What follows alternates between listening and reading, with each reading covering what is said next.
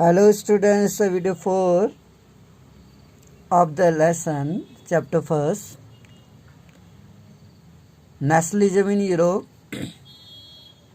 तो अगर हम बात करें socially and politically a landed aristocracy was dominant class on the continent, यानी कि सोशली सामाजिक, पॉलिटिकली राजनीतिक, सामाजिक और राजनीतिक रूप से जो लैंडेड थे यानी जो ज़मीन के मालिक था, एरिस्टोक्रेसी, वो कौन थे? कुलीन वर्ग थे। उनका क्या था? पूरे इस यूरोप साम्राज्य में या महाद्वीप में डोमिनेंट प्रभाव था, यानी कि कुलीन वर्गों का ही राजनीतिक और सामाजिक प्रभाव देखा जाता था। इस में कुलीन वर्गों के पास ही ज़्यादा ज़मीन थी। जो एरिस्टोक्रेसी, कुलीन वर्ग जो लैंडेड थे, वो क्या थे? ज़मीन के मालिक थे।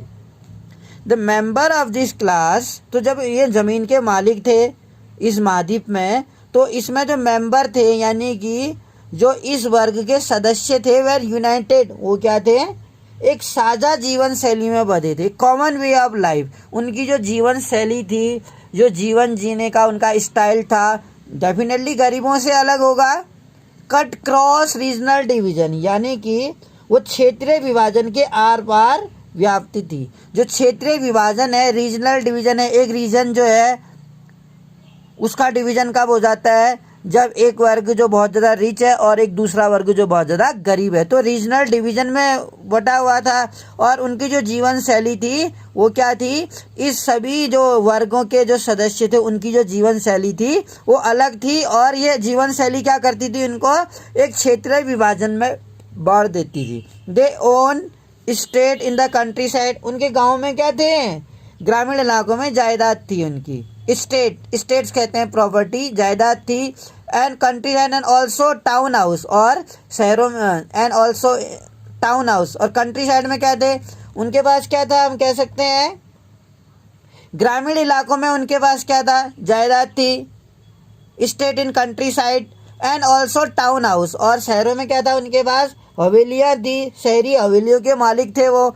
They spoke French for the purpose of diplomacy and in the high society, वो फ्रेंच भाषा किस उद्देश्य के लिए बोलते होंगे? उच्च वर्ग के बीच वे फ्रेंच भाषा का प्रयोग करते थे। कौन? ये गांव में जिनके पास जायदाद थी या शहरों में हवेलियाँ थी, जो उच्च वर्ग के थे, जिनके पास ज़मीनें थी, ज़मीनों के मालिक थे, ये लोग अन्य लोगों के साथ, उच्च वर्गों के साथ फ्रेंच भाषा का प्रयोग करते थे।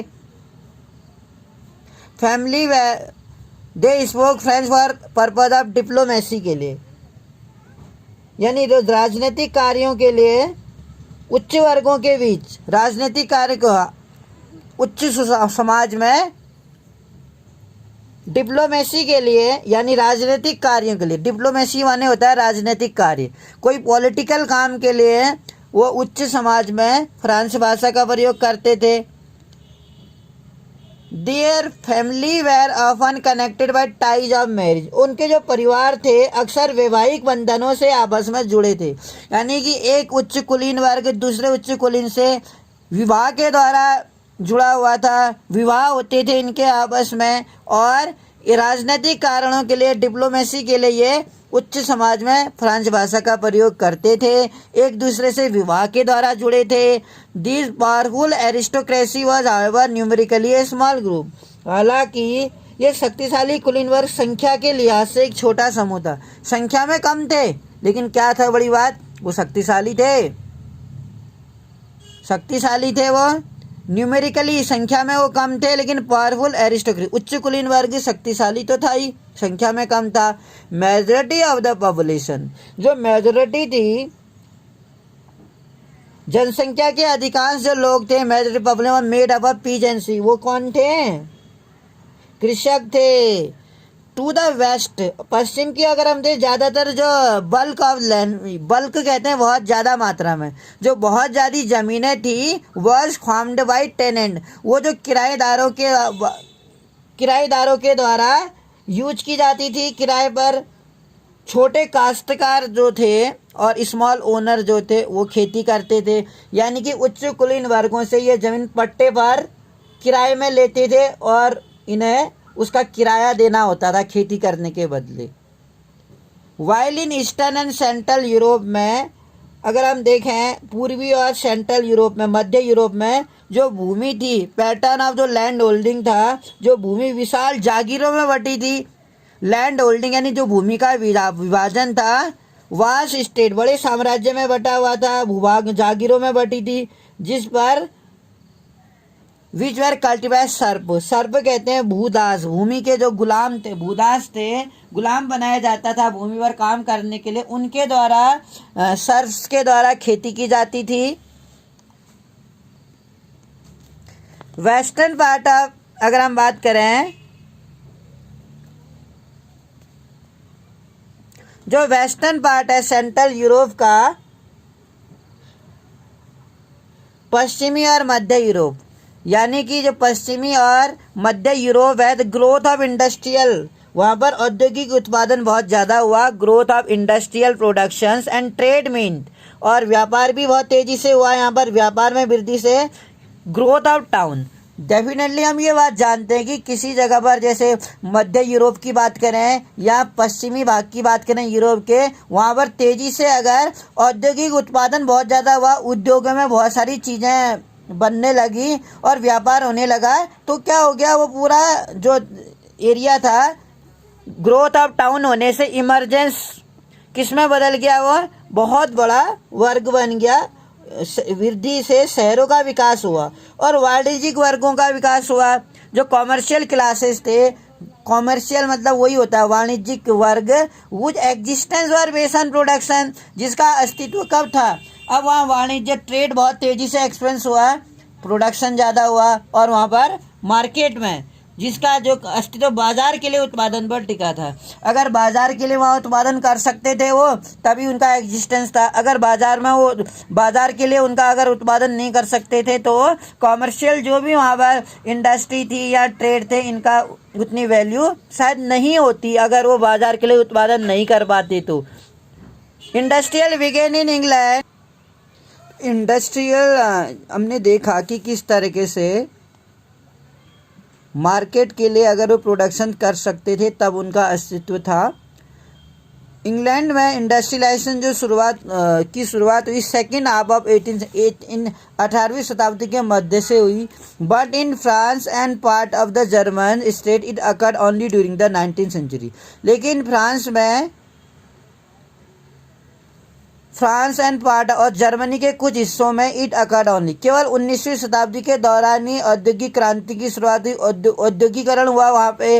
इन it wake new social group came, और इसके दौरान इस प्रक्रिया के फलस्वरूप नए सामाजिक समूह अस्तित्व में आए। क्या हुआ था, इन इट वेक, इसके तहत नए सामाजिक सदस्य बने, नए सामाजिक समूह बने, केम इनटू बीइंग।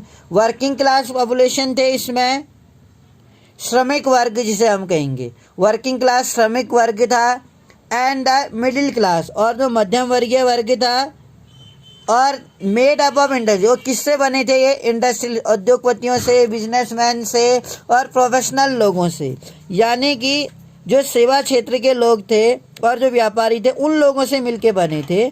मध्य और पूर्वी यूरोप में अगर हम देखें, सेंट्रल में और ईस्टर्न यूरोप में, दीज ग्रुप वेर स्मॉलर, ये ग्रुप क्या थे, बहुत छोटे थे, स्मॉलर संख्या में बहुत छोटे थे। लेट 19th सेंचुरी में तक it was among the educated, और ये देखा गया it was among the educated liberal, जो एजुकेटेड लिबरल लोग थे, जो शिक्षित थे और जो उदारवादी लोग थे। Classes the idea of national unity, उन्हीं लोगों में, शिक्षित और उदारवादी वर्ग में जो नेशनल यूनिटी यानी राष्ट्रीय एकता की भावना पनपी थी। Evolution of aristocratic privilege granted popularity, किसके बाद जो क्लासेस था, idea of national unity following the evolution, यानी कि जो कुलीन वर्ग को विशेष अधिकार जो दिए गए थे उसको समाप्ति के बाद, उच्च कुलीन वर्गों को जो विशेष अधिकार दिए गए थे जन्म से, उसकी समाप्ति के बाद शिक्षित और मध्यम वर्गीय लोगों में, उदारवादी लोगों में राष्ट्रीय एकता की भावना पनपी।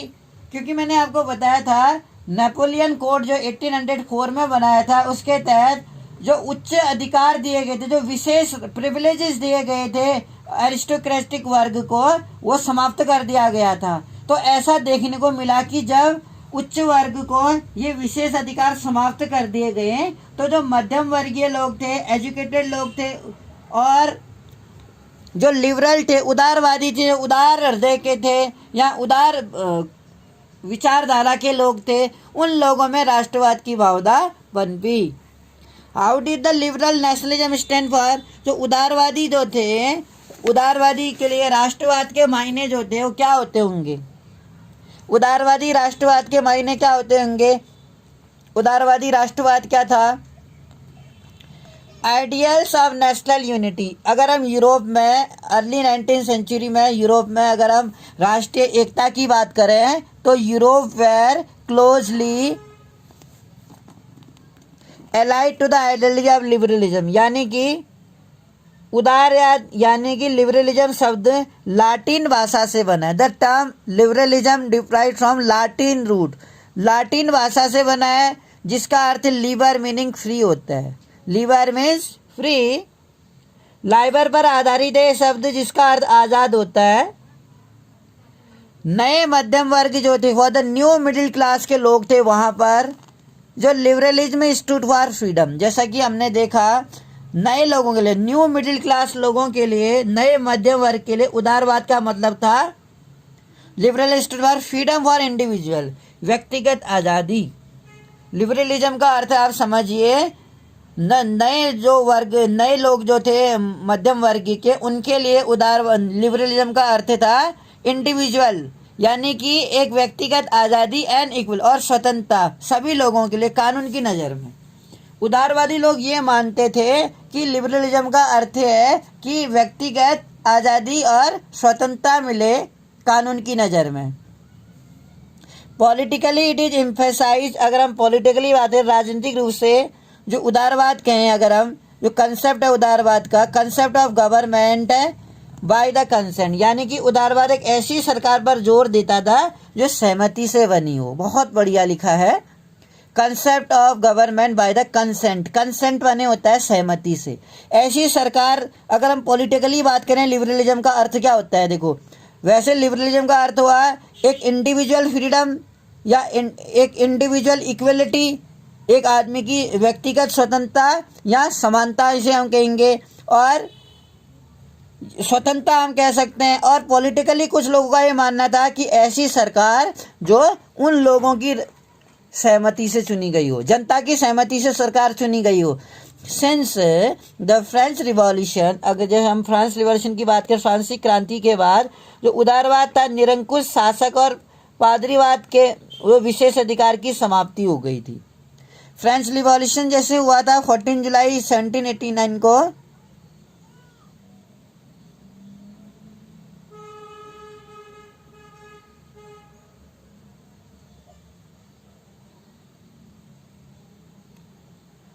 जो लिबरलिज्म था has stood for the ends of autocracy and clerical privileges, यानी कि फ्रेंच रिवॉल्यूशन, तो जब से हमने ये देखा कि फ्रेंच रिवॉल्यूशन हुआ, फ्रांस की क्रांति हुई, लिबरलिज्म जो उदारवाद था has stood for the end of autocracy, किसके लिए खड़ा हुआ? ऑटोक्रेसी का, और जो निरंकुश राजतंत्र था उसका अंत हुआ। फ्रेंच रिवॉल्यूशन की शुरुआत के साथ क्या हुआ था? जब से तो लिबरलिज्म जो था, उदारवादी लोगों ने ये समझ लिया या ये समझे वो कि किस तरीके से उन्होंने निरंकुश शासक थे जो क्लरिकल प्रिविलेजेस जो थे, जो पादरी वर्ग को विशेष अधिकार मिले थे, जो क्लरिकल प्रिविलेजेस मतलब जो पादरी वर्ग थे, चर्च में जो रहते थे, उनको जो विशेष अधिकार थे वो समाप्त किए गए। निरंकुश राजतंत्र जो था, निरंकुश राजा जो थे, उस प्रथा को समाप्त कर दिया गया। तो इनको समाप्त करने के बाद जो विशेष अधिकार इनको दिए गए थे, ये प्रथा समाप्त होने के बाद जो उदारवादी वर्ग थे, constitution and representative government to the parliament, वो किसके पक्षधर थे? उदारवाद उदारवाद जो था निरंकुश शासक और पादरी वर्ग के विशेष अधिकार की समाप्ति से संविधान तथा संसदीय प्रतिनिधि सरकार का पक्षधर था। उदारवाद विचारधारा के लोग संविधान के पक्षधर थे, पार्लियामेंट के पक्षधर थे और एक रिप्रेजेंटेटिव गवर्नमेंट यानी कि हम कह सकते हैं एक प्रतिनिधि सरकार, जहाँ सरकार के में हम अपने प्रतिनिधि चुन के भेजते हैं, अपने एमपी और एमएलए भेजते हैं, उस तरह की सरकार के पक्षधर थे उदारवाद इस चीज का पक्षधर था। 19th सेंचुरीज में liberal also stress the inevitability of private property. 19th centuries में हमने ये भी देखा कि जो उदारवादी लोग थे निजी संपत्ति के स्वामित्व की अनिवार्यता भी बल देते थे। जो एक व्यक्ति के पास निजी संपत्ति होती थी तो व्यक्ति कितनी भी निजी संपत्ति रख सकता था, उसकी अपनी मेहनत की हो सकती है या पुरखों की हो सकती है। तो उदारवादी लोग इसके भी पक्षधर थे कि इनवायलेबिलिटी ऑफ प्राइवेट प्रॉपर्टी, यानी कि हम कह सकते हैं निजी संपत्ति के स्वामित्व पर भी वो क्या करता था, फेवर में था। लिबरल लोग स्ट्रेस करते थे, बल देते थे इस बात को कि एक निजी व्यक्ति कितनी भी प्रॉपर्टी रख सकता है, इनवायलेबिलिटी ऑफ प्राइवेट प्रॉपर्टी।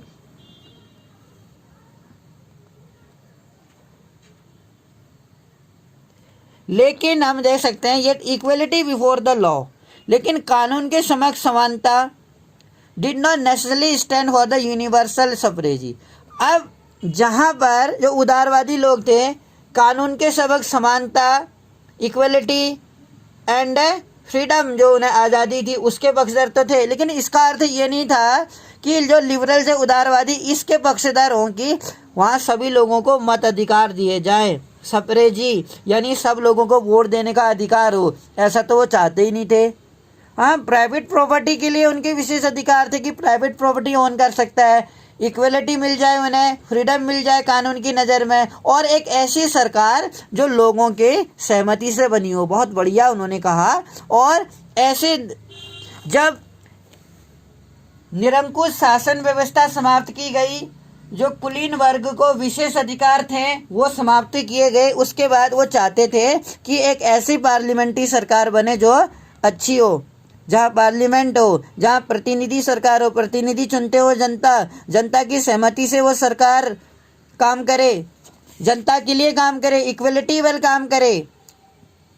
लेकिन कानून के नज़र में समानता का अर्थ ये नहीं था कि जो उदारवादी लोग थे वो सफरेजी का फेवर करते हो, सफरेजी का फेवर नहीं करते थे। उनका मानना था कि जो गरीब लोग हैं या जो अनएजुकेटेड लोग हैं वो शायद वोट ना करें। You will recall that in revolutionary France, हमको ये याद होगा कि क्रांतिकारी जो थे फ्रांस में उदारवादी प्रजातंत्र का पहला राजनीतिक प्रयोग था। उदारवादी प्रजातंत्र का यूज करना चाहते थे वो with mark, first political experiment था वो लिबरल डेमोक्रेसी के लिए। वहाँ मत देने और चुने जाने का अधिकार केवल संपत्तिवान पुरुषों को ही हासिल था। एक खास बातें हैं बेटा कि फ्रांस में जो राइट टू वोट था एंड गेट इलेक्टेड, और जो वहाँ पर चुने जाते थे, चुनने का जो अधिकार था, वोट देने का अधिकार, granted exclusively to property owning man. जिस व्यक्ति के पास बहुत ज़्यादा संपत्ति होती थी उसी व्यक्ति को फ्रांस में वोट देने का अधिकार था। मैन विदाउट प्रॉपर्टी, बिना संपत्ति के जो व्यक्ति थे या महिलाएं जो थी या सभी महिलाएं were excluded from political right, इस तरह के राजनीतिक अधिकार उन्हें फ्रांस में नहीं थे। Only for a brief period under the Jacobian, जो जैकोबिन था थोड़े समय के लिए, जैकोबिन जो था शासन के समय सभी वयस्क पुरुषों को मताधिकार प्राप्त थे। जब जैकोबिन के समय में सभी एडल्ट लोगों को सफरेजी मत देने का अधिकार था। जबकि however Napoleon code went back, जब नेपोलियन का कोड वापस आ गया, नेपोलियन ने क्या किया, जितने ये डेमोक्रेटिक राइट्स थे उन सभी को क्या कर दिया, कैंसिल कर दिया। और ऑटोक्रेसी को वापस लेके आया था नेपोलियन, राजतंत्र को वापस लेके आया। तो उस समय हम देख सकते हैं कि नेपोलियन की जो संहिता थी, नेपोलियन कोड, पुनः सीमित मताधिकार वापस आए। और उस समय क्या हो गया, सफरेजी जो था रिड्यूज, और लिमिटेड कम कर दिए गए मत देने के अधिकार, सफ्रेजी कम कर दिए गए, reduce women to status of minor, और उसने महिलाओं को अवयस्क दर्जा देते हुए उन्हें पिताओं और पतियों के अधीन कर दिया। यानी कि उन्होंने ये माना कि जो महिलाएं होती हैं वो मैन के जैसा काम नहीं कर सकती हैं, वो क्या है, माइनर हैं, यानी अवयस्क हैं, मेच्योर नहीं है, उनमें उतनी समझ नहीं होती है। तो महिलाओं के जो अधिकार थे या उनका जो दर्जा था, स्टेटस था, मैन के इक्विवेलेंट नहीं रखा। Subject to the authority of father and husband, अपने पिता के अधीन या अपने पति के अधीन रखा। एक महिला का जो दर्जा था, महिलाओं को एक परिवार में उच्च स्थान हासिल नहीं था, वो पति के अधीन काम करती थी या अपने पिता के, जब विवाह से पहले और पिता के अधीन और विवाह होने के बाद वो पति के अधीन उन्हें काम करना था, उन्हें फैसले लेने के अधिकार नहीं थे। दो आउट the 19th century early 20th centuries में वुमेन एंड नॉन प्रॉपर्टी जो मैन थे ऑर्गेनाइज अपोजिशन मूवमेंट। तो इसी तरीके से आरंभिक वर्षों में 19वीं और 20वीं शताब्दी के आरंभिक वर्ष में महिलाओं और संपत्ति भी, दो लोगों ने, एक महिलाओं ने और जो नॉन प्रॉपर्टी जिनके पास संपत्ति नहीं थी, क्योंकि संपत्ति का विशेष अधिकार दिया गया। हमने पढ़ा है कि इन वायलोबिलिटी प्राइवेट प्रॉपर्टी, यानी कि एक व्यक्ति इंडिविजुअल कितनी भी प्राइवेट प्रॉपर्टी रख सकता था, लेकिन अब जिसके पास संपत्ति थी ही नहीं, एक वर्ग था वो बहुत धनी होता गया और दूसरा वर्ग जिसके पास बिल्कुल संपत्ति थी नहीं वो बहुत ज़्यादा गरीब हो गया, उसका शोषण होने लगा, उसे मजबूर किया गया दूसरे के वहाँ पर काम करने के लिए। इस तरीके से उन लोगों ने क्या किया, अपोजिशन मूवमेंट, यानी कि राजनीतिक अधिकारों की मांग करते हुए विरोध आंदोलन किया। क्योंकि महिलाओं को भी क्या था, राजनीतिक पॉलिटिकल राइट नहीं थे, और जो जिनके पास प्रॉपर्टी नहीं थे उनको भी तो नहीं थे। इन दो लोगों को पॉलिटिकल राइट कहाँ थे, वोट देने के अधिकार तो थे ही नहीं इन दोनों को। इन लोगों ने वहाँ पर आंदोलन किया। Thank you for listening me.